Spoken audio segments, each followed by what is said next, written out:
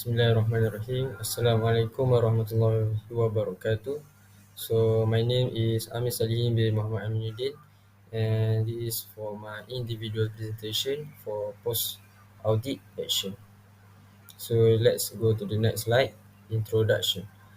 Sweetilicious Sinar Berhad is a famous confectionery manufacturer in Malaysia. As a halal executive, this company is in the process for Malaysia Halal Certificate renewal process. And in order to prepare for the third party audit, I has conducted the internal audit in the establishment. During the on-site audit, and you found those three non-conformances. And those three scenario cases is the first one. It was found that the candy of the company product was scattered under and around the machine. So this happened on the production area.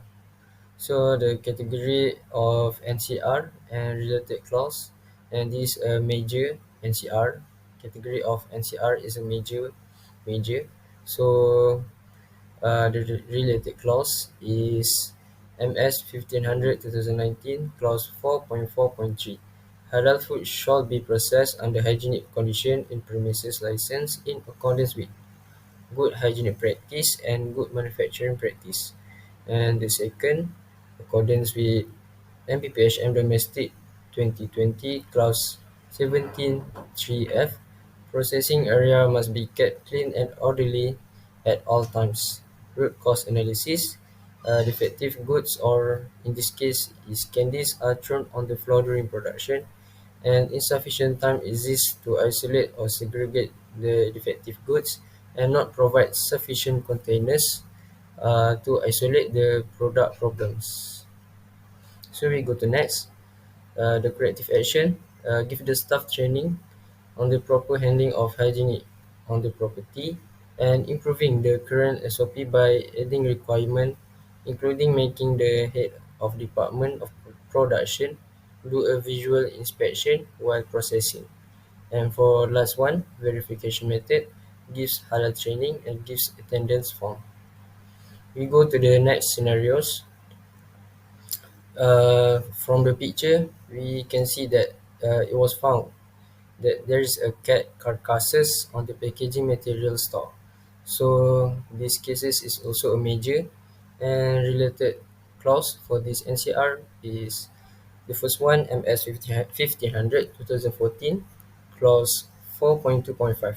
The premises shall be kept in good condition, hygienic and maintained to prevent pest access and to eliminate potential breeding sites. And second one is clause 4.4.3. Halal food shall be processed under hygienic condition in premises licensed in accordance with hygienic practice and good manufacturing practice. So for the root cause analysis, a hole in the packaging material stalls wall was found, and the fact that rodents are drawn to packing materials, including boxes, suggests that the materials are not properly arranged. And the third, not putting in a suitable pest trap like glue trap or TRPS. And there isn't a process in place for internal pest control audits. So we go to the next. Corrective action improvises the SOPs for the pest control plan, which establish the control schedules, and contract out the pest management system to a different pest control company. And the last one, verification method, make a daily pest control record. So we could count rat daily, so we can see daily basis on the rat whether it is becomes more better or not.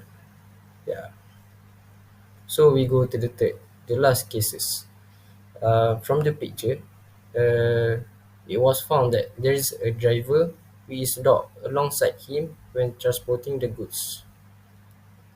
As we know, we cannot bring halal and haram together in one transportation. And also, we when bring goods, we cannot bring like dog. Uh, we cannot bring animal alongside us because it is not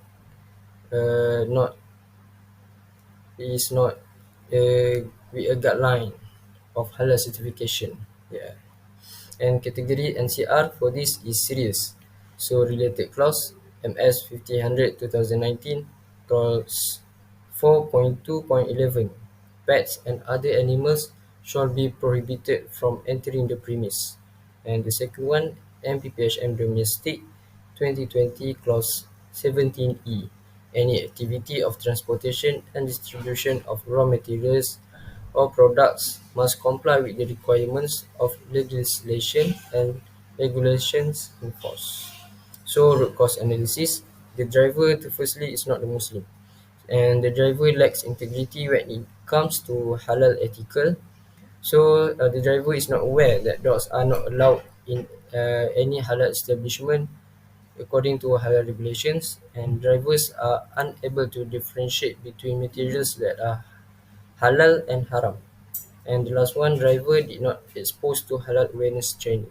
So, what is corrective action that we can do is put up a signage that clearly states no pets allowed, and update or improvise the SOPs for receiving materials, such as requiring security personnel to visually inspect materials before approaching the entrance gate of the factory, and give the driver halal awareness training. So verification method, training test results from the halal awareness training, we can verify through the training test result.